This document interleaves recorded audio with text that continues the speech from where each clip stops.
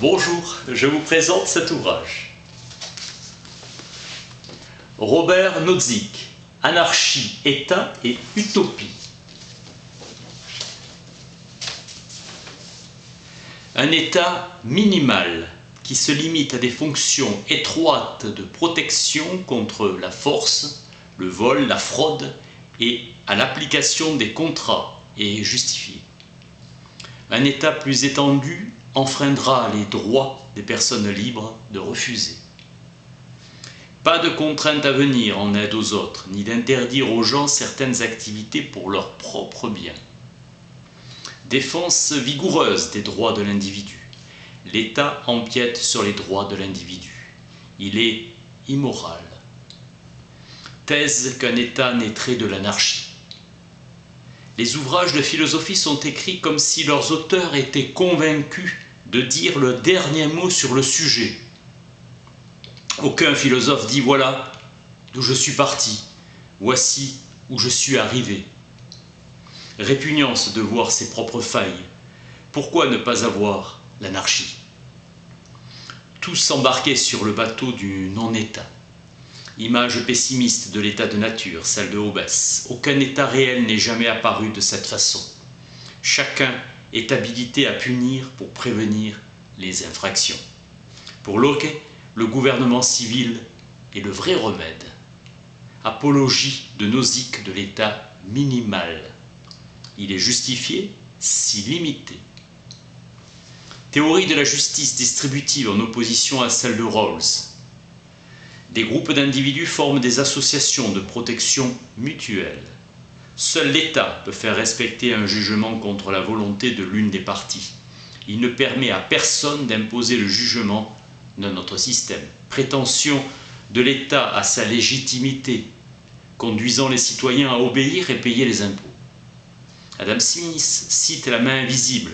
Chaque individu, poursuivant son propre bénéfice, conduit la main invisible qui atteint son but ultime. L'état minimal et ultra-minimal est veilleur de nuit, limité aux fonctions de protection de tous ses citoyens contre la violence, le vol et la fraude, ainsi qu'au respect des contrats passés. Optique de maximisation de l'état final. Les animaux peuvent également prétendre à un certain traitement. Ces droits peuvent avoir moins de poids que ceux des humains. L'État admet qu'il est légitime de punir des personnes qui violent les droits des autres, mais il le fait lui-même donc. L'anarchiste individualiste en conclut que l'État est intrinsèquement immoral. Un État ultra-minimal naît du système d'association de protection privée. Processus de main invisible, moralement acceptable, qui ne viole les droits de personne. Décourager les délits. Le châtiment est un indicateur de la gravité du mal accompli par l'action. Le bonheur du bandit ne décide pas celui de la victime. Problème posé par la légitime défense. Compensation aux victimes. Récurrence de l'anxiété des attaques. Châtiment mérité pour la violation de la prohibition, théorie punitive. Les gains mal acquis doivent être rendus. Les gens peuvent craindre d'être humiliés, déshonorés. Le fait d'imposer un risque à un autre est considéré en soi comme un franchissement de frontières.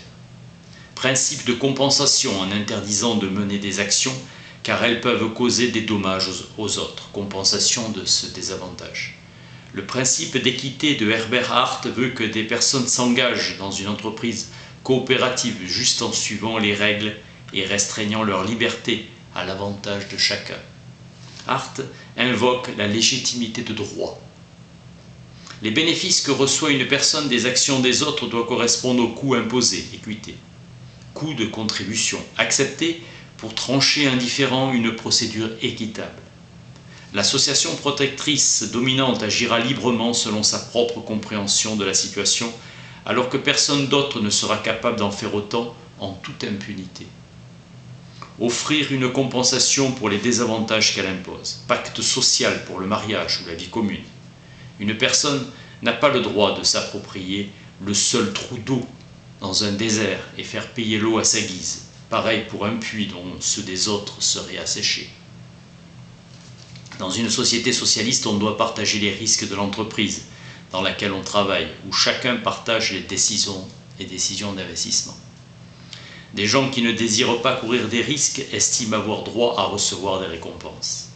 Les croupiers des casinos reçoivent de bons pourboires des joueurs, qui gagnent gros mais ne s'attendent pas à éponger les pertes des perdants à symétrie. Des philanthropes désirent réduire la pauvreté, favorables aux causes et aux œuvres charitables envers les autres. Le monde préfère donner à condition que les autres en fassent autant. Les arguments moraux en faveur d'un État plus puissant sont inadéquats. Dans un État plus que minimal, les gens ne conçoivent pas la propriété comme le fait d'avoir une chose, mais la possession de droits.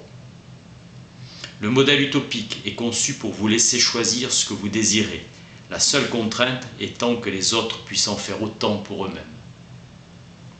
L'utopie est un canevas d'utopie, un endroit où les gens sont libres de s'unir volontairement pour poursuivre et tenter de réaliser leur propre vision d'une vie bonne dans la communauté idéale, mais où personne ne peut imposer sa propre vision utopiste aux autres. La société utopique est la société de l'utopisme. Tous les biens ne peuvent pas être réalisés simultanément.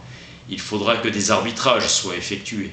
Pour Louis Ginsburg, Dieu a créé d'autres mondes avant le nôtre, mais les a détruits, car il n'était pas satisfait jusqu'au moment où il a créé le nôtre.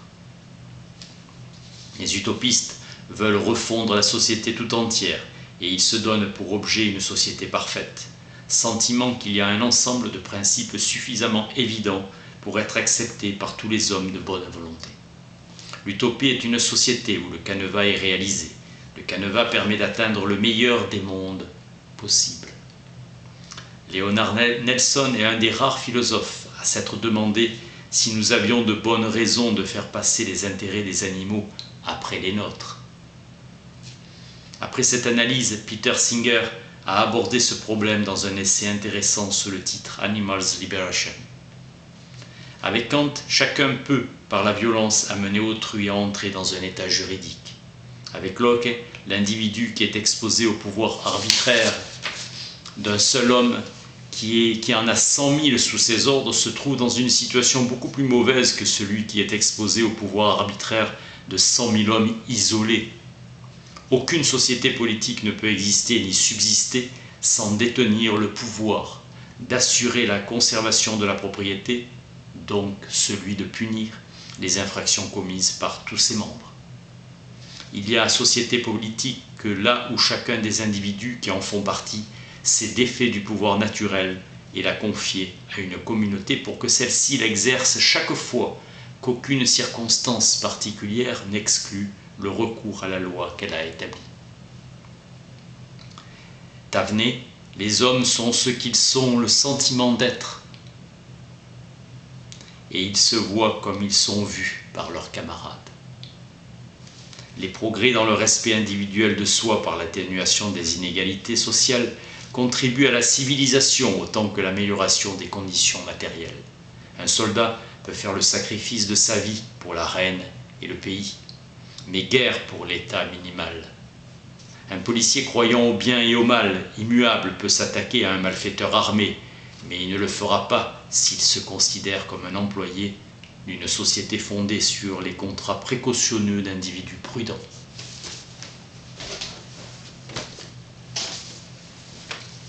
Robert Nozick, Anarchie, État et Utopie. Merci.